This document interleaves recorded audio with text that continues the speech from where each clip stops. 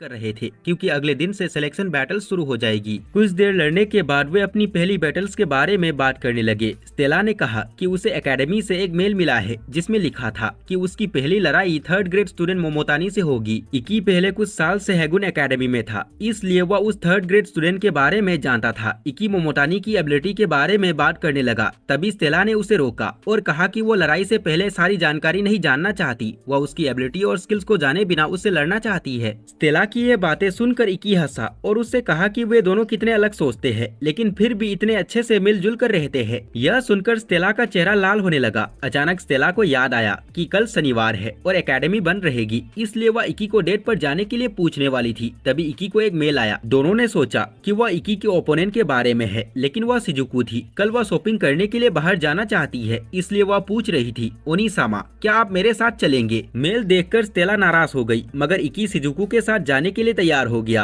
अगले दिन वे सब मिले। स्टेला इकी के साथ थी और शिजुकू एलिस के साथ। मिलने के बाद स्टेला और शिजुकू फिर से लड़ने लगी। तभी इकी ने देखा कि उसकी बहन के साथ एक लड़का आया है। उसने पूछा कि आप कौन है? एलिस ने बताया, मैं शिजुकू का नया रूममेट एलिस हूँ। वह नाम सुनकर इकी उसे देखने लगा क्योंकि एलिस एक लड़की का नाम है। एलिस ने कहा कि बायोलॉजिकली वह एक आदमी है, लेकिन उनका दिल एक शुद्ध लड़की का है और वैसे मैं आसानी से आपके दिल पर भी कब्जा कर सकता हूँ। तभी शिजुकू ने अपना वाटर ब्लेड यू सुगुरे को समन किया और एलिस को घूरने लगी। एलिस ने कहा कि वह सिर्फ मजाक कर रहा था। फिर वे शॉपिंग मॉल के अंदर चले जाते हैं। शिजुकू इकी का हाथ पकड़ कर चल रही थी। स्टेला ये देख लेती है और शिजुकू से कहती है कि या तुम क्या कर रही हो? शिजुकू ने कहा कि हाथ पकड़ कर चलना भाई बहनों के बीच बहुत ही नॉर्मल है। दूसरी तरफ कुछ लोग उसी शॉपिंग मॉल के अंदर घुस आए। कुछ देर चलने के बाद उन्हें भूख लगने लगी, इसलिए एलिस उन्हें कुछ स्वीट्स खाने के लिए आइसक्रीम काउंटर में ले गया। आइसक्रीम खाते समय क्रीम का एक छोटा सा टुकड़ा शिजुकू के चेहरे पर लग गई। यह देख इकी ने उस क्रीम के टुकड़े को उसके चेहरे से निकाला और खा लिया। तभी स्टेला ने भी अपना पूरा चेहरा आइसक्रीम में ढक लिया और इकी से कहा कि उसके चेहरे पर कुछ है।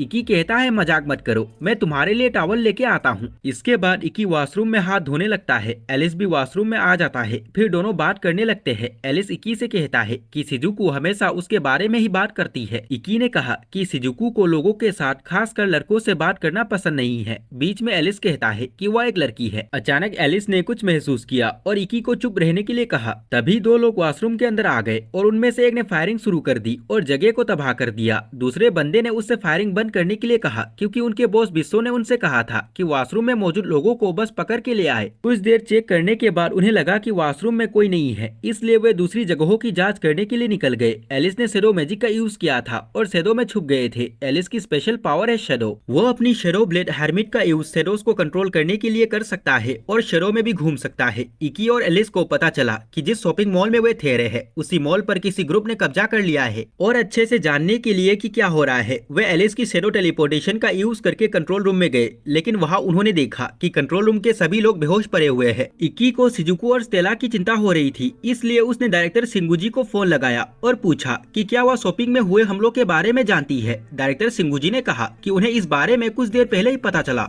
डायरेक्टर सिंगुजी ने फिर कहा कि जिन लोगों ने मॉल पर कब्जा किया है वे मोटी रकम मांग रहे हैं, इसलिए जब तक हमारे लोग उनसे निपट नहीं लेते तब तक आप चारों एकेडमी से बाहर अपनी शक्तियों का इस्तेमाल कर सकते हैं। वहाँ शॉपिंग मॉल के सेंटर में बिस्सो और उनके आदमियों ने सभी बच्चों और महिलाओं को पकड़ के रखा था। स्टेला और शिजुकू भी वहाँ मौजूद थी। शिजुकू ने कहा कि उसके पास वहाँ फंसे लोगों को बचाने की एक प्लान है, लेकिन उसे कुछ समय चाहिए। उसने स्टेला से फिर से कहा कि जब तक वह उस प्लान पर काम करती है तब तक स्टेला बिस्सो और उनके आदमियों को बिजी रखे। उसी वक्त याकिन नाम का एक बंदा जो बिस्सो के लिए काम कर रहा था एक महिला को मारने लगा। यह देख उस महिला के छोटे बच्चे ने याकिन पर आइसक्रीम फेंक दी, जिसे याकिन बहुत गुस्सा हो गया और उस बच्चे पर गोली चलानी शुरू कर दी। तभी स्टेला उस बच्चे के सामने आकर खड़ी हो गई और सारी गोलियों को अपने ऊपर ले ली, मगर स्टेला को कुछ नहीं हुआ क्योंकि उसकी फायर पावर उसके शरीर तक पहुंचने से पहले ही सभी गोलियों को नष्ट कर रही थी। तभी उनका लीडर बिस्सो वहाँ पर आ जाता है और स्टेला से कहता है, बर्मिलियन एम्पायर की दूसरी प्रिंसेस स्टेला बर्मिलियन, आपसे मिलकर अच्छा लगा। फिर बिस्सो ने याकिन से बंदूक ले ली और महिला पर एम करके कहा, याकिन अगर उस बच्चे ने तुम पर आइसक्रीम फेंकी थी इसका मतलब है कि उसके पेरेंट्स ने उसे कुछ नहीं सिखाया, इसलिए हमें उसकी माँ को सजा देने की जरूरत है। तभी स्टेला ने अपने फायर ब्लेड लेवाटियन को समन करके बिस्सो पर अटैक किया, लेकिन बिस्सो ने उसके अटैक को रोक कर उसे पीछे फेंक दिया। यहाँ पे पता चलता है कि बिस्सो के पास जजमेंट रिंग एबिलिटी है, जिससे वह सभी अटैक्स को एब्जॉर्ब करने के लिए अपने लेफ्ट हैंड रिंग का यूज करता है और उसी एब्जॉर्ब किए गए पावर को वापस छोड़ने के लिए अपने राइट हैंड रिंग का यूज करता है। इसके बाद बिस्सो कहता है कि वह स्टेला को उन्हें बचाने का एक मौका देगा, लेकिन उसे उस बच्चे की जगह लेनी होगी और माफी मांगनी होगी, मगर अपने सारे कपड़े उतारकर इकी और एलिस ऊपर से देख रहे थे। इकी स्टेला की मदद करने के लिए नीचे जाना चाहता था, लेकिन एलिस ने उसे रुकने के लिए कहा क्योंकि शिजुको बंधकों के चारों ओर वाटर बैरियर बना रही थी। स्टेला अपने कपड़े उतारने लगी। वह अपना तोप भी उतारने वाली थी। इकी के हाथ से खून निकलने लगा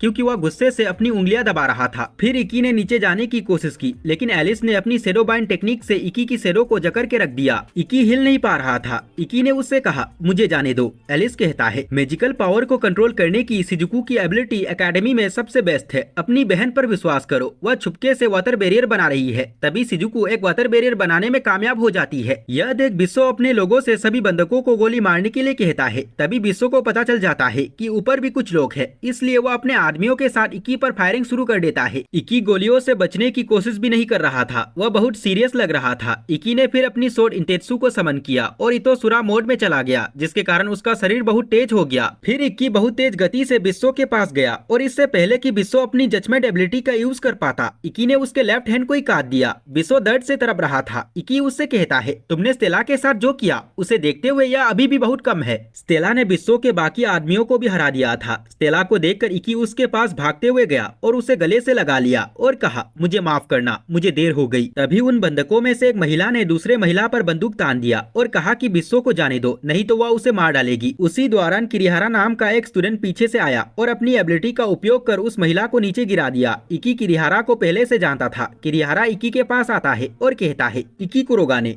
तुम अभी भी एकेडमी में हो। तभी वहाँ पर पुलिस आ गई और बिस्सो और उसके आदमियों को गिरफ्तार कर लिया। फिर इक्की किरिहारा से कहता है, हमें बचाने के लिए आपका धन्यवाद। किरिहारा ने जवाब दिया कि कमजोर लोगों की मदद करना उनका फर्ज है। यह सुनकर स्टेला कहती है, मुझे यह आदमी पसंद नहीं। शिजुको भी कहने लगती है, पहली बार मैं तुमसे सहमत हूँ। किरिहारा फिर कहता है, वैसे इक्की कुरोगाने, क्या तुम अभी भी अपनी उस घटिया एबिलिटी इतोसुरा से सिलेक्शन टूर्नामेंट में हिस्सा लेने के बारे में सोच रहे हो? तभी स्टेला किरिहारा से कहती है, इक्की कमजोर नहीं है, वह तुमसे कहीं ज्यादा पावरफुल है। यह सुनकर किरिहारा हंसते हुए इक्की के बहुत करीब आया और अचानक सीरियस फेस बनाकर बोला, इक्की, तुम्हें इसे बता देना चाहिए कि तुम कायर हो, जो भाग गए थे क्योंकि तुम पिछले साल के टूर्नामेंट में मुझसे डर गए थे और मेरा सामना नहीं करना चाहते थे। और हाँ, क्या तुमने अपना मेल चेक किया? यह सुनकर इक्की ने अपना डिवाइस चालू किया और मेल बॉक्स ओपन किया। मेल में लिखा था कि किरिहारा उसका पहला ओपोनेंट होगा। किरिहारा वहाँ से जाने लगता है और हंसते हुए कहता है, इक्की कुरोगाने, इस बार तुम क्या करोगे? यहाँ पे समाप्त होता है पार्ट 4।